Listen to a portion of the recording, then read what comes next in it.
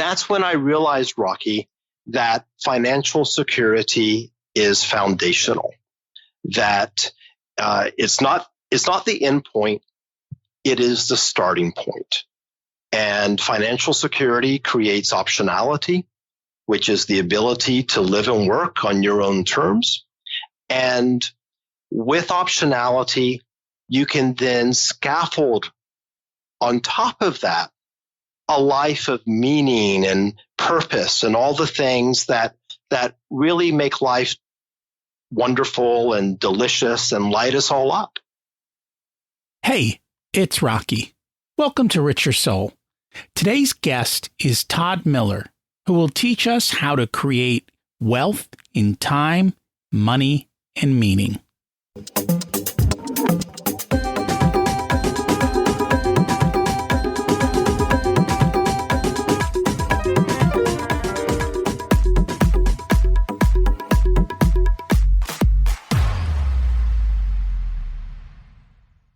Imagine it's 12 months from now, and you've achieved your major life goals. How does it feel to be in the best shape of your life? To wake up energized, excited about the day? To have great relationships and friends who support you and propel you forward? How does it feel to have an excess of money, to be able to make the choices you want? To be fearless and open to trying new adventures? Imagine being connected to the universe and it providing everything you desire. It's possible over time, and your past does not dictate your future. The only thing holding you back from this vision is you. It's time to take control of our thoughts and use them to our advantage. Welcome to Rich Your Soul, where we achieve our dreams and create harmony to health, wealth, relationships, time, and spirituality. If you have not had a chance to listen to episodes 1 through 9, I encourage you to go back and listen to the framework behind Rich Your Soul and how to create the life of your dreams. You can also find all the show notes for this episode at richyoursoul.com. Today's quote comes from Ferris Bueller from his movie. Life moves pretty fast. If you don't stop and look around once in a while, you could miss it. We never want to miss life. And it's always a problem when we're chasing the end and we miss the journey. We're going to talk about that today. Before we do, let's review last week's action step, which was to figure out your keystone habits and then create success habits, and also review your bad habits and how to overcome them. I'm also constantly working on these and trying to always improve myself. And one of the things I also have learned to do is to outsource. The things that I don't enjoy or I don't do well, let someone else do them so I can focus on the things that I really do enjoy and I can get better habits at the end. The reality is small baby steps over time compound to create massive success. Problem is, nobody takes the first baby step, and that's kind of what you need to do. Today, we're going to focus on clarity and having a clear vision of what you want in life. Listen in to the life lessons and think about how you can apply them in life. Before we do that, I want to share a story, and I've shared this before, but this whole episode reminds me of the story of the Mexican fisherman. An American investment banker was down in Mexico in a village relaxing, which is something they pretty much never do. And he sees this fisherman hanging out on his boat with a handful of beautiful fish. And the guy just started a conversation. He's like, "How long did it take you to catch the fish?" And the Mexican said, "Not long at all." He said, "I'm done for the day, and so I'm heading back in." And the business guy's like, "Well, why don't you catch more fish?" And the fisherman's like, "I have enough. Why would I need to go get more fish?" And the business guy says, "Well, what do you do with the rest of your time?" And he says, "I sleep late, I fish a little, I play with my kids, I take a siesta with my wife, I stroll around, I enjoy wine, I hang out with my friends, I have a wonderful and busy life and very happy." Businessman's like, "Look, I went to Harvard, I can help you. If you spend more time fishing, you could buy a bigger boat And with the bigger boat, you could buy several boats until eventually you have an entire fleet. And then you could create vertical integrations and create processing systems and control the distribution and send fish all over the world.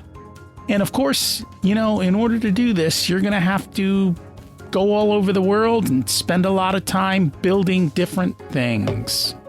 The fisherman asks, how long is this going to take? To which the businessman says, probably 15, 20 years if you do it right. And the fisherman says, well, then what? The American laughs. He goes, this is the best part. This is where you announce your IPO, you sell your company, you become very rich, and you have millions.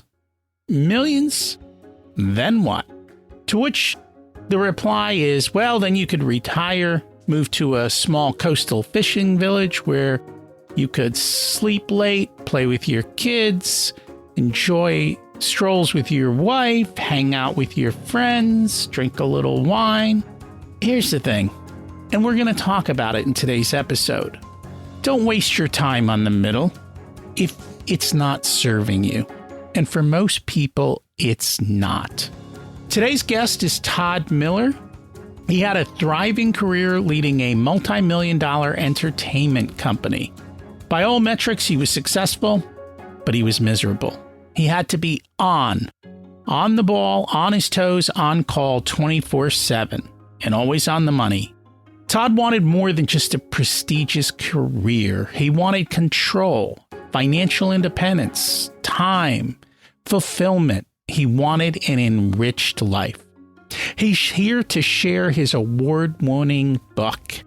It's been listed as 21 books to read in 2021 on Forbes.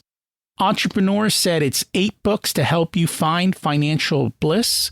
USA Today said 20 reading suggestions for a new, improved you in 2021. Let's meet Todd and learn about his story. Welcome to Rich Your Soul, Todd Miller. It's great to have you join us today. Rocky, I am so excited to be here. Thank you for having me. You are welcome, and I'm excited to learn from you. Let's start at the beginning.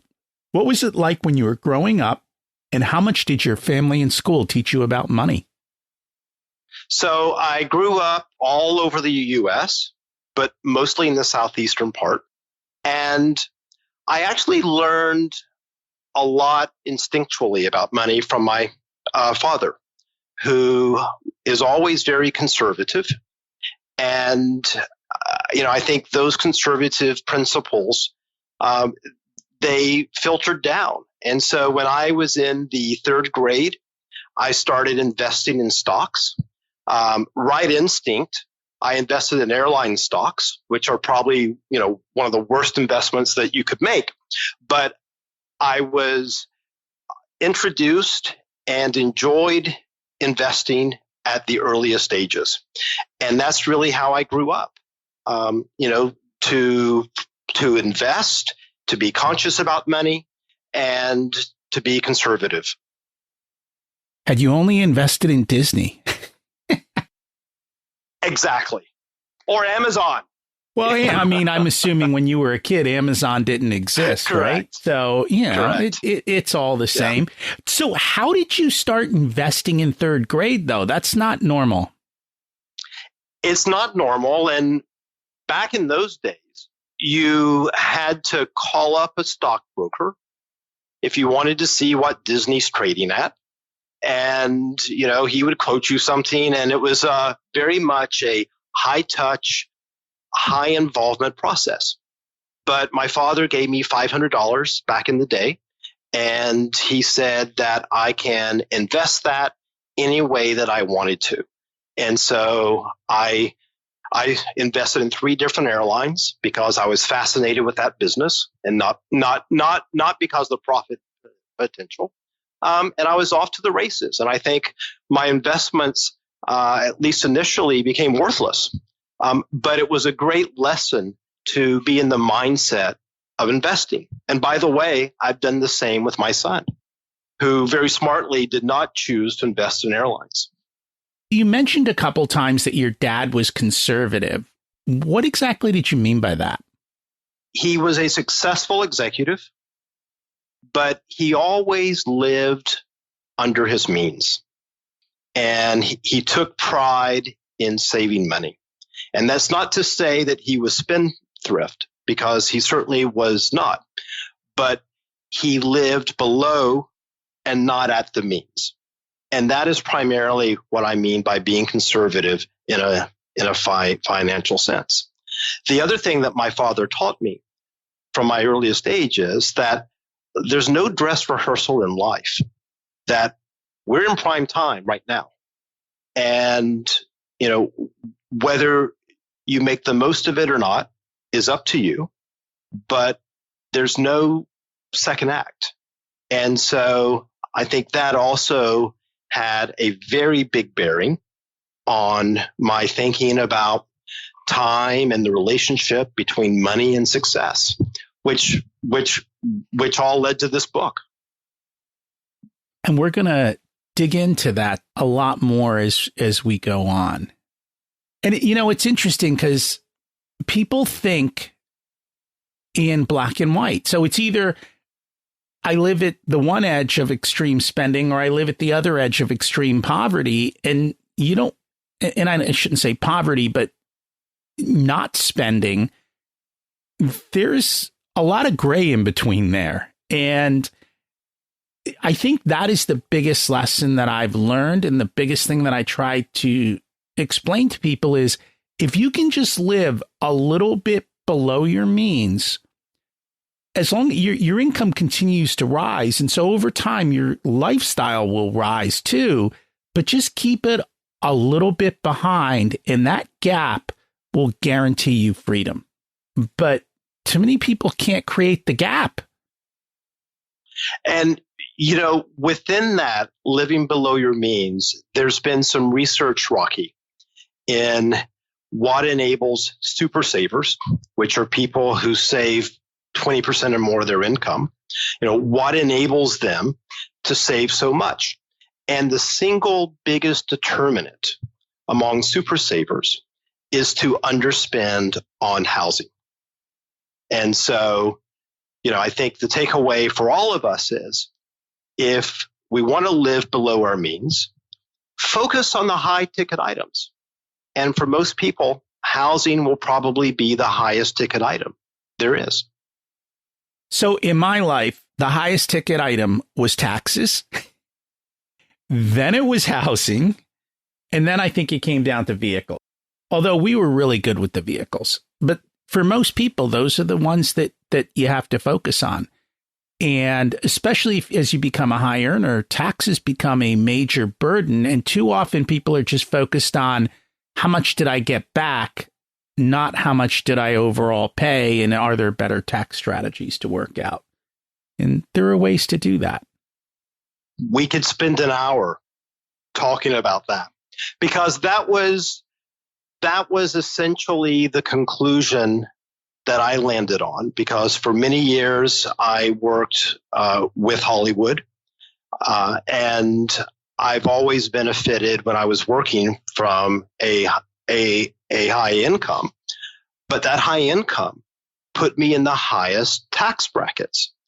And what I actually realized is that so much of my income was going to taxes, and it was going to support a high cost structure. Because at the time when I was working, I lived in one of the most expensive cities in the world. And so what constitutes, the quality of life for my family was just a third of what I was making. And that's when I realized that, hey, I can actually retire much earlier, because to enable the quality of life that we enjoy, it only takes a third of what I'm making, especially if I can figure out how to get my income to be very tax efficient.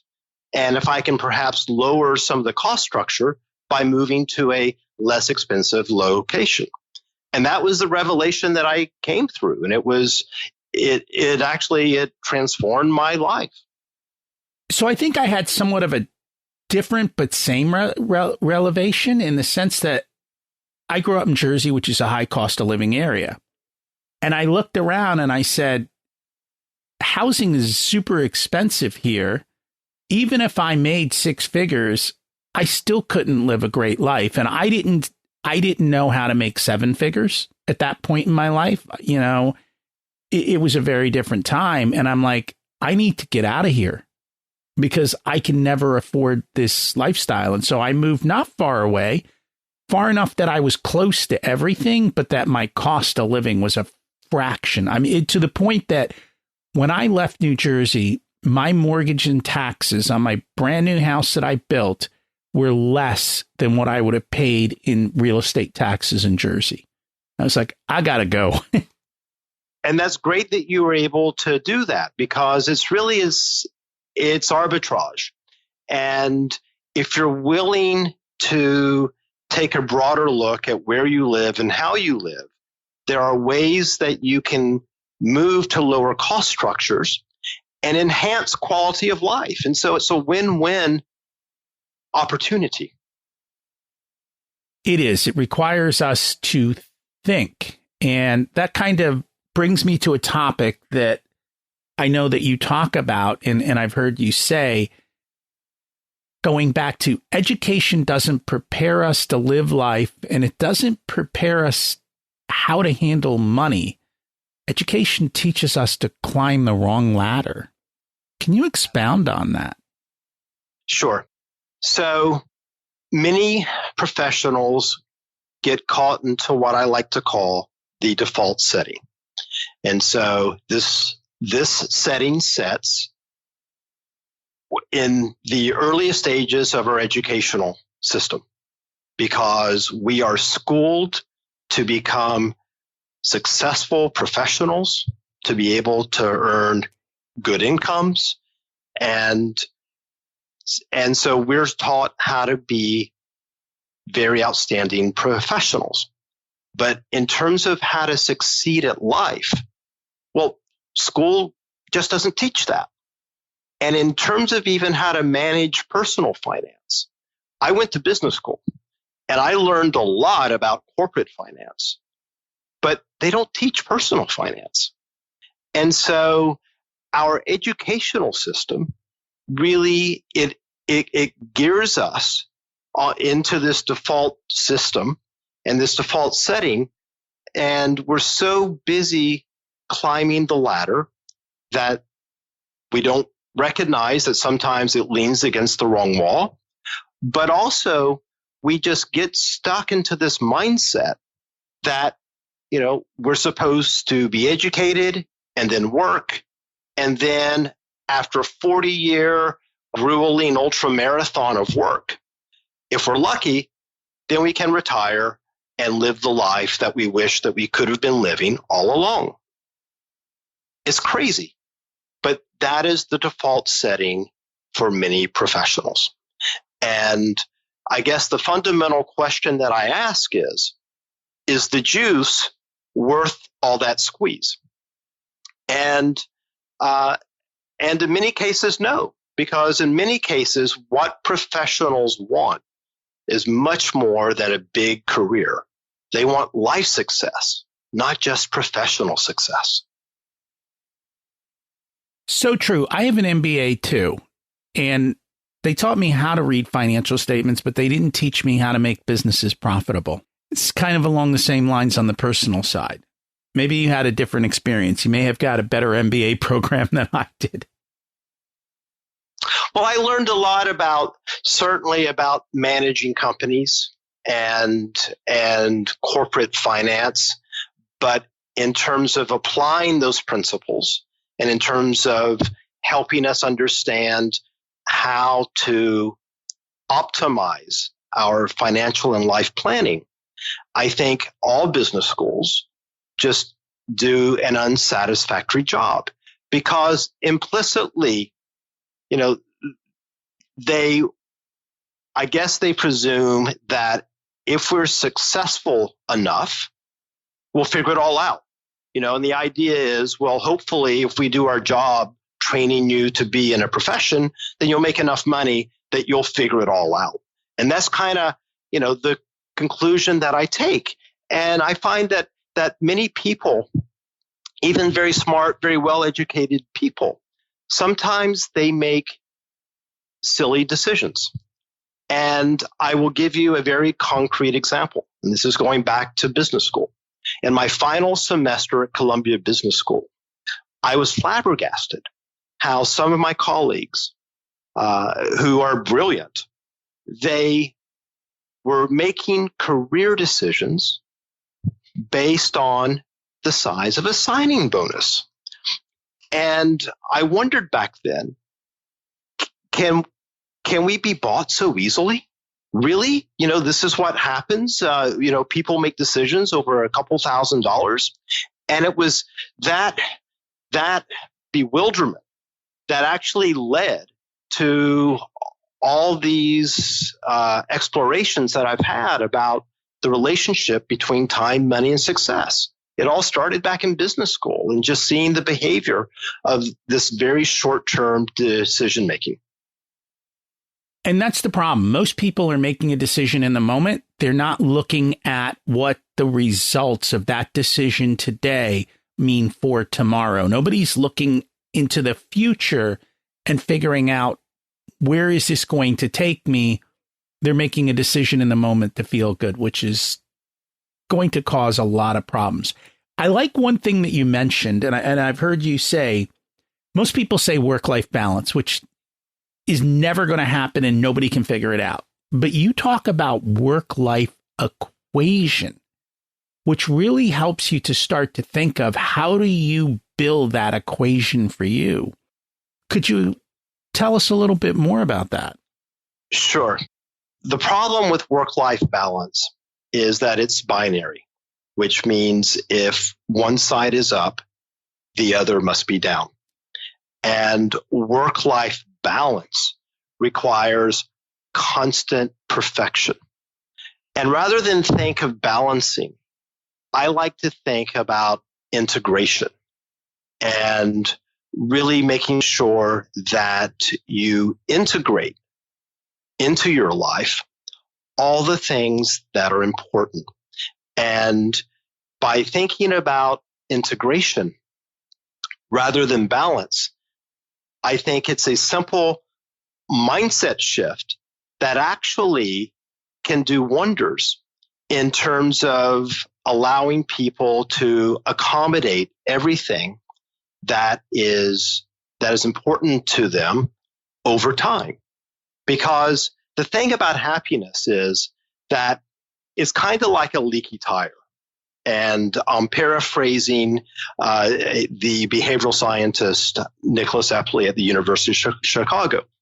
And just like we have to inflate tires with air from time to keep them in top form, we also have to infuse our lives from time to time with all the elements that make it delicious, that make it wonderful. And that's why thinking about work-life balance as integration and fusion and a peaceful coexistence of all the different priorities and responsibilities, I think is just a much more practical and healthier model than the binary balance terms. And I think I was lucky to learn this in my late 20s. I would look out at, back then I was working in corporate, and I'm like, okay, I get promoted, I work 50% more, take on a lot more responsibility, deal with a lot more crap, and you're only going to give me 20% more money. And Congratulations. And then the next level is the same thing again. You're going to, dump even more stuff on me. And maybe if I'm lucky and I'm the one who gets to this level up here, then I'll finally get a payday. And I'm like, but in order to get that payday, well, I'm going to have to move 4 times. I'm going to have to do this, and I'm going to have to play a lot of games. And I was like, tell you what, I'll just stay at the same pay level and I'll just keep reducing the amount of time I work by improving my systems and getting better at what I do. And that allowed me to live life. So when my kids were young, I went on all their school trips. I coached all their teams. We went on 2-week, 3-week vacations because I was like, I'm not playing your stupid game. Yeah. Bravo. I do a lot of speaking, especially to MBA groups. And one of the things when we talk about work hack strategies that I love to talk about and which perplexes people is I believe the best career strategy that someone can make is to take money out of the equation at work, which is to focus on all the other aspects of work beyond the financial. And a really good litmus test for anyone to ask themselves is, would you be willing to sacrifice a 20% pay cut? And, your ability and willingness to do that reveals both your degree of financial security, but also whether you value more the intrinsic benefits of your work, which is, that warm and fuzzy feeling of doing something meaningful, rather than the extrinsic benefits, such as money and status. And so you instinctually, Rocky, you did that by saying, I'm not going to move forward and move higher in the way the company wants. And so you were very much focused on those intrinsic benefits. And in a way, I applaud you for doing that because it's courageous. And most people believe that, that work is all about money. And that's why there's so much workplace misery. In fact, the work platform Reich, they did a deep dive analysis in 2019 into the disparity between happy and unhappy employees. And unhappy employees value compensation the most. But happy employees prioritize job content. And I think that's very, very instructive. And so I'll be honest, I did not love my job, but I loved the freedom and the money it gave me. And for me, that was the big thing. Do I have freedom? Are you going to pay me a lot of money? Will you leave me alone? I can do this job. And that to me was my equation for as long as that was the equation, I was happy with it. And part of it is because I would look around and I remember the first, this was probably like late 20s. I worked for a company that was very authoritative in the way they did things. Like from the moment you went to training, they were watching everything you were doing. That was my feedback at training. You're sitting over there and you seem aloof and you don't look like you're paying attention. But then out of nowhere, you ask the most direct and insightful questions. I'm like, yeah, because I'm thinking. I'm not like sitting there like a little automaton that you want. But at that company, I remember they retired one of the VPs. He was probably in his mid to late 50s. And, they wanted him out because they're changing direction. Not that he did good or bad. And he's like, this is good. I finally get to be with my kids and I can do this and that. And I'm like, dude, your kids are grown up. They've flown the coop.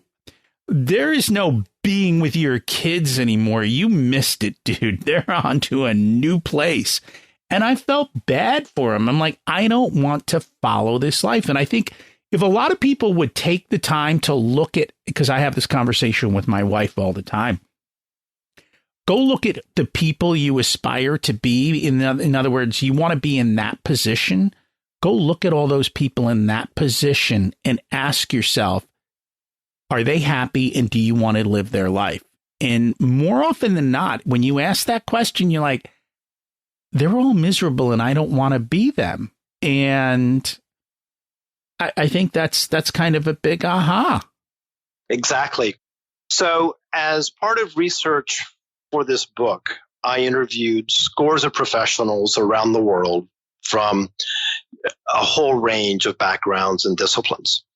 And I asked everyone how they define success. And almost without exception, most of the super high achievers define success as mastery over their time. That's how I define it. Exactly. Right. So it's not title. It's not the bank balance. It's not all the things that we normally associate when we think about professional success. It's how in control are you of your time?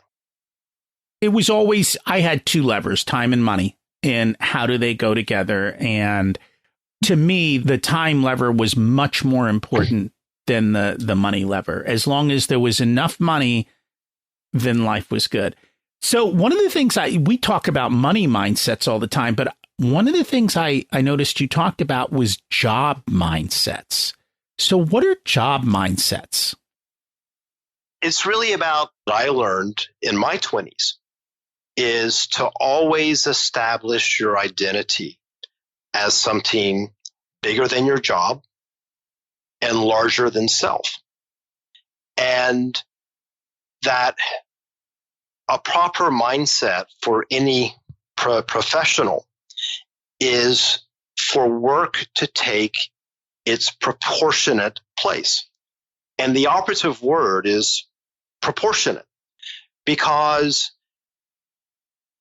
careers are important to many people. And most professionals will spend somewhere between 1/3 and 1/2 of their lives working. And so career is important. But if we want to be happy at life, it's very important that we also be happy at work, because it's hard to be successful in life if 1/3 or 1/2 of what you're doing in terms of your total time expenditure, if that's draining you. And so that's really the job mindset, which is to adapt that proportionality and forge that identity that is larger than a title, a role, a company, or however you define yourself on a professional basis. Yeah, I never define myself by my work. It just wasn't. Now, probably in retirement, I do so more because Yes. I do what I love and I do it just out of the fun. So it's different now. Now, had I started doing this earlier, I probably would have. Right. So, I think of that proverbial cocktail party conversation. So what do you do? When we meet someone, often, how we define ourselves is the first question response. And most people go back to that default setting, which is to say, I'm a lawyer, I'm an accountant. And so I think that these mindsets are all just trying to get out of that default. I try to pick a box that's not already defined so that it creates a conversation instead of them. Well, you say you're a lawyer, they put you in a lawyer box. You say you're an accountant, they put you in an accountant box. Give them a box that they don't understand, and it creates better conversations. So we've been talking about time. We've been talking about building wealth. And I think everyone thinks that the stock market and investing is the path to wealth. But so you had a conversation with your Swiss private banker, and he shared some truth with you. What was that? Yeah. So for many years in my career at a major Hollywood studio, I thought I was doing everything right in a financial sense. I was living below my means. So I was always managing to save more money than I made. But I wasn't really actively managing my investments. And I did what many professionals do. I outsourced it. And so for many years, I relied on a Swiss bank. And the thing with private bankers is they try to sell exotic and expensive so-called investment solutions. And, many of these are structured derivatives. And it's the equivalent of going to Vegas and betting on red or black. And the problem is I never won any of those bets. And so, very expensive losses and really stupid investments because it was all speculative. It wasn't investing. And as a result of one such loss, I had a very testy encounter with that banker. And he said, Todd, if you really want to create wealth, there are 3 ways to do it. First is through real estate. The second is through private equity. Or the third is through your career.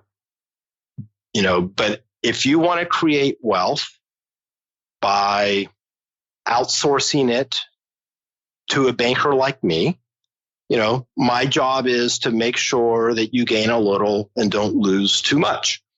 And it was one of those Hollywood script moments, because for once I had this epiphany of truth, from a financial professional. And that's when I realized that financial security is so important that it's important to take control and get into the driver's seat. And I realized that this particular banker is at best irrelevant, but possibly even detrimental to my own financial security. And so it resulted in a complete overhaul of how I managed my money. And the result of all that was within 5 years, I fast-tracked financial independence. And that's really by creating a strategy, taking control, and executing very consistently against that strategy. And again, it's one of those things that's not taught. And I talk to when I talk to people, I say the running your own business is one way to build wealth because you have more scalability, but you have to pick the right business. Real estate is an easy one because let's face it, at the end of the day, in real estate, you don't have to sell in the sense that everybody needs a place to live. And so demand is inherent in the real estate market. And the real estate market is the one place that people will provide you leverage. In other words, you can get loans so that you don't need a lot of money to start in the real estate business. And there's a million ways to do real estate. So you got to figure it out. So, yeah, these are the things. And then, of course, your ability to generate your own income. Correct. But I think the other, just related to that, the other insight that I have is for many years while I was working, financial security never even crossed my mind because I had a great job. I liked my job, at least for most of the time. And I kind of thought that it would go on forever, and I wanted it to go on for forever. But, years later, I was handicapped by financial insecurity, which was my inability to walk away from that generous paycheck, even though I was miserable at work, which made me miserable in life. And that's when I realized, Rocky, that financial security is foundational, that it's not the end point, it is the starting point. And financial security creates optionality, which is the ability to live and work on your own terms. And with optionality, you can then scaffold on top of that a life of meaning and purpose and all the things that really make life wonderful and delicious and light us all up.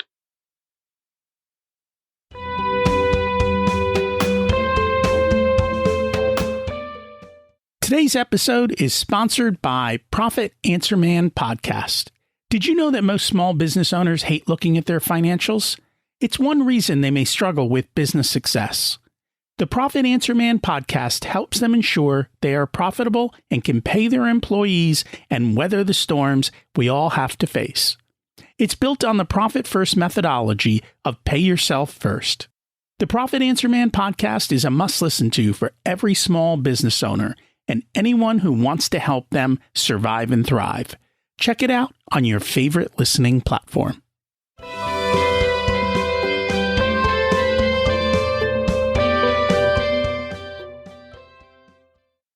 So I think I got that realization in a different way. I was the weird kid who'd read the Wall Street Journal.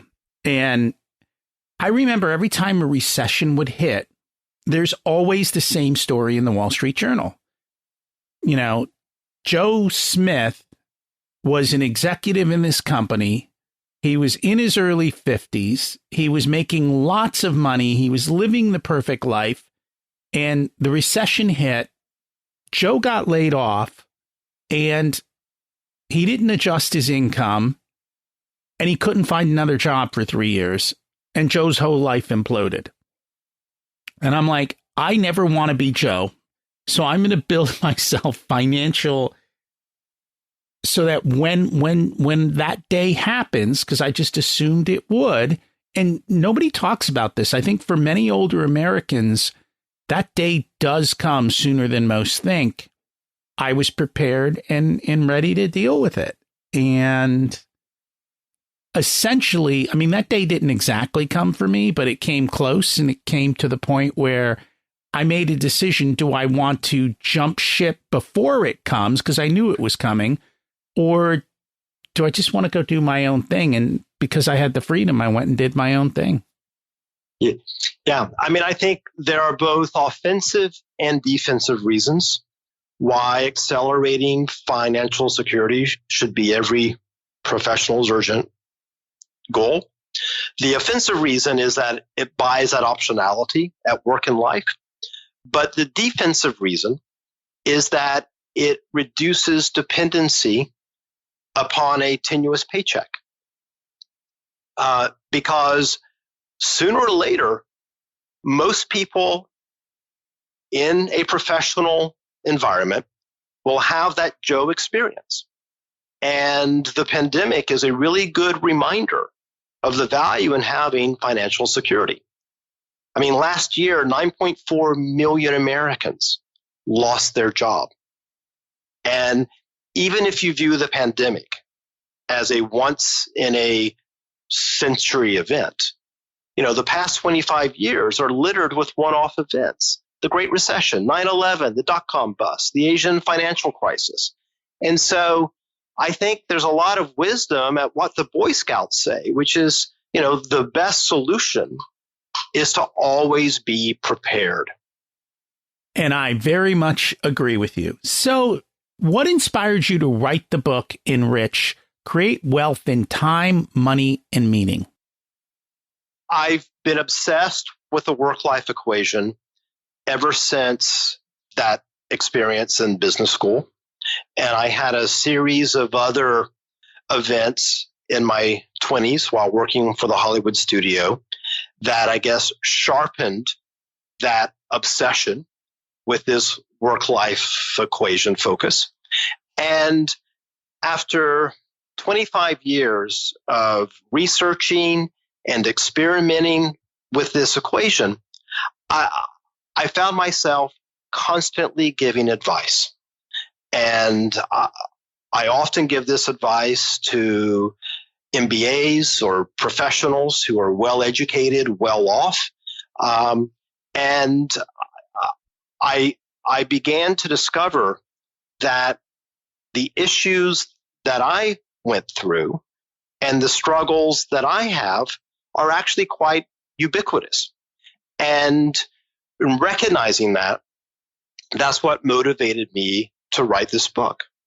So what is the ENRICH lifestyle? ENRICH recognizes that there are two currencies in life, and you hit on this before, money and time.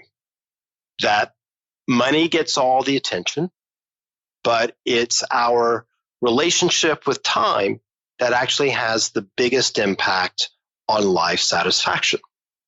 And so ENRICH encourages the readers to accelerate financial security, to create optionality, to be intentional with their time, and with optionality, one can create time wealth. And so I basically summoned 250 pages in about 35 seconds. So people will have to read the other 234. So let's kind of define this, because what is, I think this is kind of counterintuitive, but what does financial freedom mean to you? Well, financial security means, most importantly, the ability to walk away from your job today. Income that is independent from your primary occupation, a comfortable cash cushion, and the absence of any anxieties about money or having any consumer debt. And that is financial security. It doesn't mean the sky is the limit on spending. And we often think of financial security numerically, but actually it is an emotional state. It's your relationship with money. And the whole idea about accelerating financial security and creating these independent income streams is to work your money rather than work for money. And that is the key message about creating this financial security. And we're not taught how to work our money. And they didn't teach you that in Columbia Business School either, did they? They did not. In fact, normally I believe that most people want to be financially secure, but many professionals have a sense of urgency to get there because we get so complacent with that cushy paycheck. And often we implicitly operate on this 40-year time frame to build some kind of financial security. You know, we embark upon our careers in our 20s, and if we're lucky, we hope to exit in our 60s. And so what I encourage people to do is, rather than think 40 years, how can you reimagine your finances to get there in half the time? And at least that gives you the optionality. It doesn't mean that you can no longer continue to work. But when work becomes a choice and not an obligation, well, that changes everything about Monday mornings and going to work. You know what else it changes? It changes your attitude at work, because you'll go in Absolutely. and say, I'm not doing this. I don't care. And they go, we're going to let you go. You go, sayonara. But also, if you choose to go in, then it also actually empowers you and it excites you, because you say, I'm here because I want to be here, not because I have to be here. And, you know, in terms of work hacks, there's not a more powerful work hack than creating that optionality. Yeah, optionality is wonderful. It's a big part of it. So one of the underlying things here, and I know you talked about it in the book, and businesses all have this, but do people, which is to have your own mission statement. I'd love to hear a little bit more on those thoughts. Sure. So I believe that it's very important to understand your priorities, to understand what's most important, because if you don't know what's most important, and if you don't know where you want to go, well, you just might not get there. And so goal setting, goal achievement, prioritization, and life planning, these are big themes in the ENRICH book. And it's all about intentionality. But there are a couple tools that I use in particular to help people focus on where they want to go and on what is most important. So one of those tools is a mission statement, and the other tool is the hierarchy of priorities. And that mission statement is just how you would define what your purpose is on this planet. And it's that simple, and there are specific techniques that one can go through. One technique is the epitaph approach, which is to fast forward to the very end of your life and think about sort of your inscription on a tombstone and how you want to be remembered. And so that's one approach. The other approach is to emulate a process that Amazon uses, which is before Amazon launches any new service, they actually draft a press release that encapsulates all the benefits of that service before it's launched. And they anticipate what success looks like. And by thinking in that press release mindset, again, that helps to sharpen the focus and to create some definition. But the mission statement is just, back at that cocktail party conversation. If someone says, "What do you do?" It's, my mission in life is this. It's that simple. It's hard to do. For those of you who've been longtime listeners, go back to episode 177, which is Mark Delaney, and we are one conversation away from a dramatically different life. He'll help you walk through the process and make this simple. I find that most people don't have a mission statement. They struggle with this, and there's a whole bunch of friction, and sometimes you need somebody to walk with you to make it happen. And if that's the case, get somebody to walk with you, like get to moving. Yeah, but also I think with both of those approaches to crafting a mission statement that I've described, I actually step by step do walk people through that process, so that it's pretty straightforward. But rather than get hung up on mission statements, I think that one of the most important things that we can do is to be intentional about how we spend our time. And, taking control is something that is just so important. And we've discussed about taking control of your finances and trying to accelerate financial security. But I think there's even a more larger message, Rocky, which is to practice intentionality, to take control of your bigger life. And the tool that I find most helpful in that is the concept of a life plan. And I'll tell you how I stumbled across this.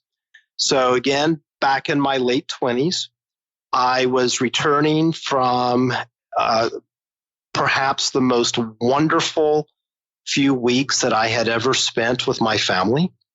We had been on safari in Africa, and finally I was treated by an adult, by my parents, and that was a breakthrough.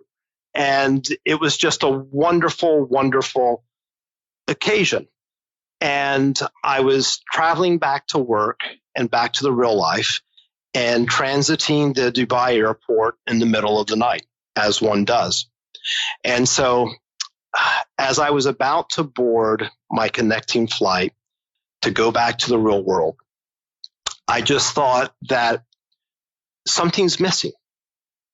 Everything was going swimmingly well in my life. My career was rocking. I mean, life was rocking, but something was missing. And so on the floor of the Dubai airport, I scribbled out my most important aspirations for the next 10 years. And, as I scribbled those aspirations out, it seemed to be bordering on the fantasy at that time. But the process of creating the awareness and identifying where you want to go, and then being intentional about trying to get there, it is a powerful and a transformational process. And so this whole practice of life planning, and I've refined that and made it, I guess, much more systematic over the years. But that to me has become my central operating system. And I believe that if we all want to just have rich lives, that we must take a longer view to understand what's going to be important and what we're going to value, not in the moment, but 5 years from now, 10 years from now, and 20 years from now. And often by changing the time perspective, that just creates a whole different picture. And it really helps people to begin to understand what, in fact, they do value the most. And I've taken a lot of my clients through this process, and I find that most people do find it extremely powerful. And once they're done, they have extreme clarity, which makes it so much easier for them to make decisions. But I also find it takes time. Like most of the people that I work with, it takes them like a few months to come through their life plan because they have to slow down to think. And then the other thing we try and do is, what is the cost of your aspirations? If this is what you want to do, there's a cost to achieving that. Making sure that you're willing to pay that cost, and also that cost is not, making sure it's in alignment with the rest of your plan. And I remember way early on, there was someone who I was talking to, and she wanted to be a mom. She wanted to be home with her kids. And in the same breath, she said, I want to be a doctor. And she hadn't started medical school or anything yet. And I'm like, can you go to medical school part-time? Because she already had the kids. I'm like, how are those two things going to go together? Go explore and see if it's even possible for you to make this dream come true, and whether it's worth the price or not worth the price. And so I think you have to decide not only what you want, but everything comes with a cost. And does the cost make sense for you? And that's why by mapping it out and by planning not only where you want to go professionally and personally, but also financially, the act of putting that on paper and articulating it will, by its nature, force you possibly to make some tough decisions, because there may be some decisions that need to be made. And that's why it's such a useful process, along with that mission statement as well as the hierarchy of priorities.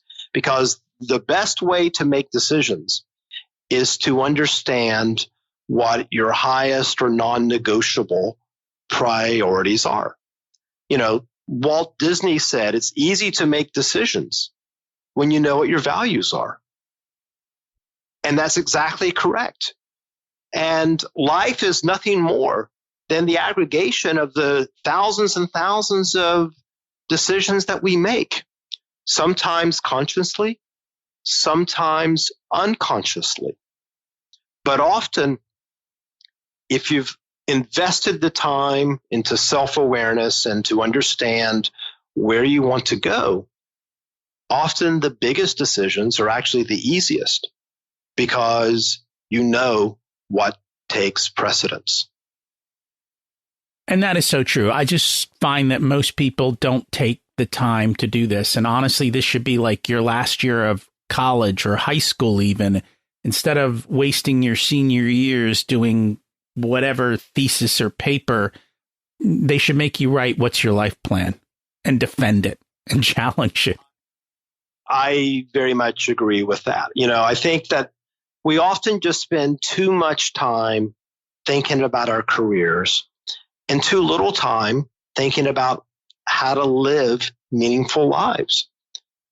That often we just have the priorities wrong.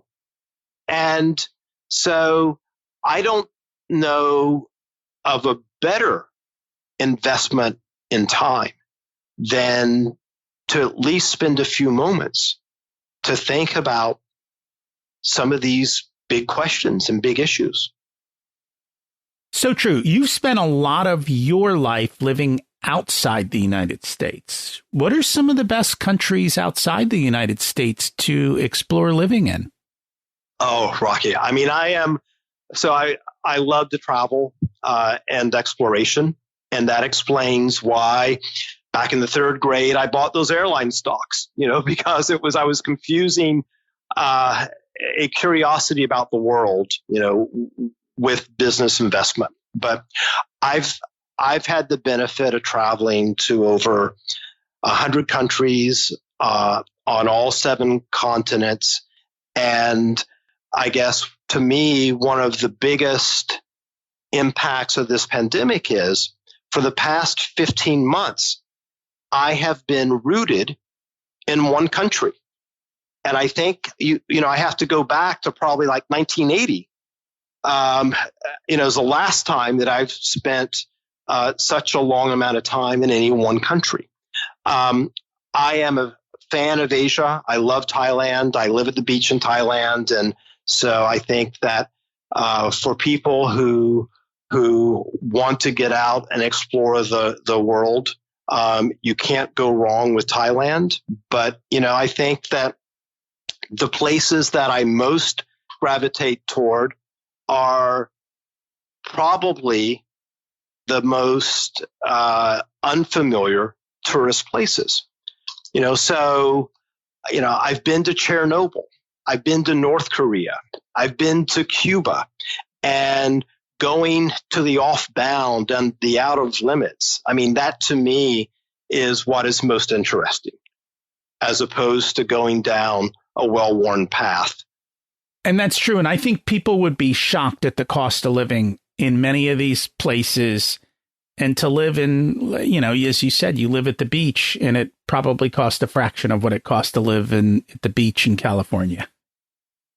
Well, it costs a fraction, but it actually would be very impossible in most places in California to have the lifestyle that I do here. I mean, I have, arguably, I live on one of the most beautiful beaches in the world. And the beach is my backyard. When I get up in the morning and check my news and read my coffee, I'm looking at the Andaman Sea. And that is a priceless experience that is hard to replicate anywhere in the U.S. without even going into the financial considerations of that. I just want to open up people's minds to opportunities that are out there. Based on our conversation today, what's one action step people can take to move forward this week? So I very much believe in the power of intentionality, because the more in control that someone feels in their life, the more satisfied that they're going to be with life. And so what I encourage people to do is to set daily intentions, to get up in the morning and ask yourself, what will make this day a great day? Not a, average day, not another Thursday day, but what will make today awesome? And to consider that on a professional, personal, and financial level. And then once you have identified whatever it is that'll make today awesome, then go for it. It's easier than you think. And most people don't require a lot to be awesome. It's not as big as you think. And it's not so much about wanting things. It's about getting rid of things that kind of bring that to fruition. It could be, or it could be as simple as, I've not spoken to my best friend from college in a long time. I need to call Joe. And it's, or I need to get, X project that's been on my desk. I need to get that out, and I think that just the process of identifying is half the battle. But once you've said, this is what I want to make the most of this day for, then it's much easier to actually execute on it. And most people do once they set those intentions. And so it's that simple. Set your intentions and then go do it.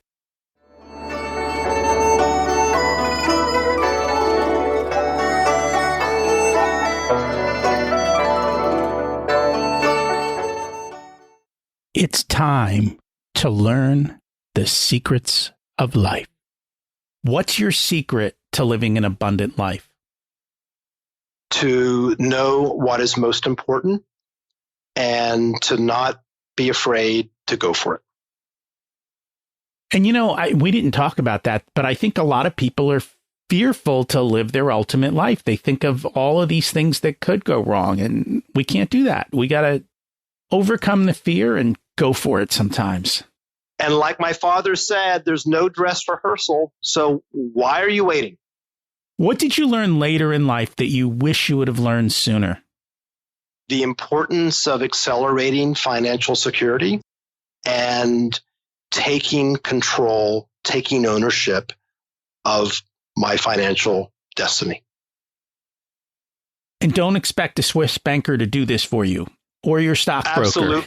Absolutely. You've got to figure it out for yourself and make sure you're building wealth for you instead of for other people, because that's generally what's going on there. If you were to give an 18-year-old one specific piece of wisdom, what would it be? It would be to indulge your curiosity, because I believe that curiosity is a superpower.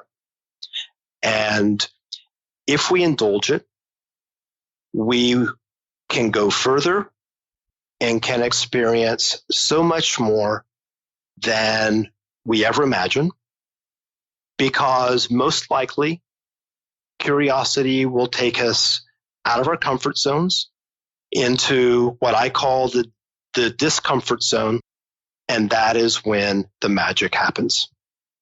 Just the other day, I was remembering a saying that I heard all the time when I was a kid. Curiosity killed the cat.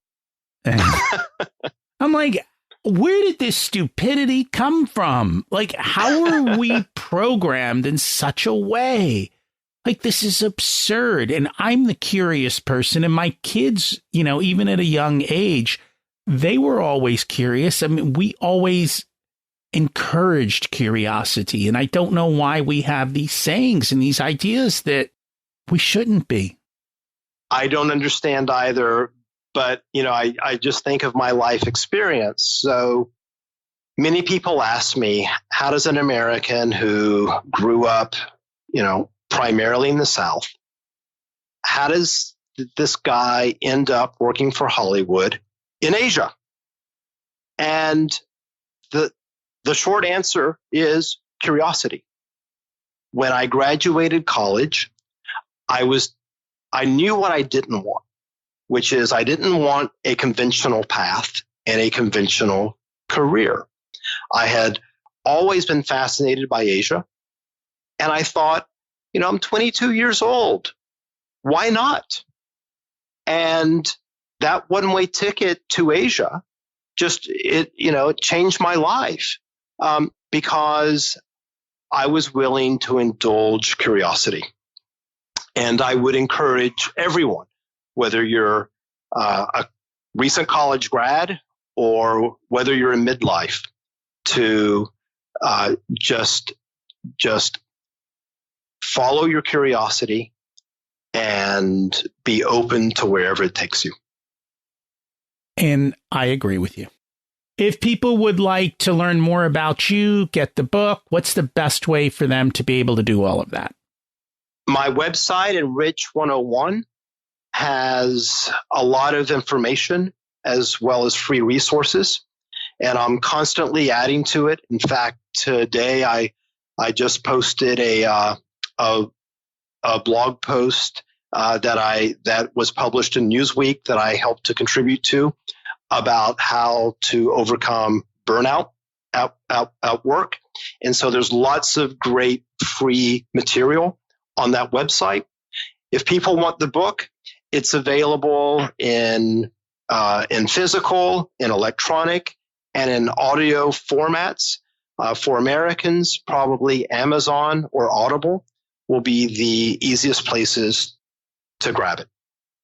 And thank you so much for joining us today and for sharing. And I encourage people to check out the book and to follow your work and to find their own path. And that's their own path that works for them. Thank you for having me, Rocky. I can't remember how many times we've talked about being clear on what you want in life. It makes it so much easier to achieve it. If you struggle with this, get help. Remember, time is finite. It has more value than money, and the older you get, the more you realize it. But by then, it's too late. This week's action step was, what will make today awesome? You can't have what you don't imagine. Figure it out. And again, take that small baby step towards your awesome day. And don't forget to dream big. If you can't dream big, it's not possible. By the way, talking about mission, mine is to help people build financial and time freedom so they can live on their terms. And as I've said many times, you got to write out that life plan. There is no better time than today if you haven't gotten it done. Next week, we've got on Don Joseph Goey to share how to stop fixing yourself. I know you are going to love that episode. By the way, if you love this episode, would you do me a favor? Would you share it with some friends? Put it on social media? Feel free to tag me as well. I would appreciate that. Thanks so much for listening. Have an abundant week.